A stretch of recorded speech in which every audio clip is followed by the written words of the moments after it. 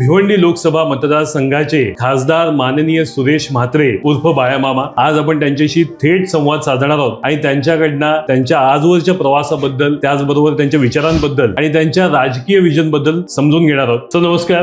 आपलं स्वागत आहे तोंडी परीक्षेमध्ये. आज मी आपल्याला जनतेच्या मनातले 10 प्रश्न विचारणार आहे आणि आपल्याकडनं अतिशय प्रामाणिक उत्तरांची अपेक्षा आहे, कारण आमचे प्रेक्षक जे आहेत ते आपल्याला या प्रश्नोत्तरांवरती मार्क्स देणार आहेत. तर त्यामुळे आपण सुरुवात करूया तोंडी परीक्षेला. माझा पहिला प्रश्न आहे आपल्याला की बाळामामा हे नाव गेल्या वर्षी महाराष्ट्राच्या राजकीय पटलावरती अतिशय गाजलं. जायंट किलर म्हणून आपली ओळख निर्माण झाली आणि ह्या वर्षी नवी मुंबई आंतरराष्ट्रीय विमानतळाच्या प्रश्नाच्या मुद्द्यावरून आपलं नाव बाळामामा हे भारतभर चर्चेमध्ये आहे. इंटरेस्टिंग अशा बाळामामा नावाच्या मागची खरी कहाणी काय ती आम्हाला ऐकायला आवडेल.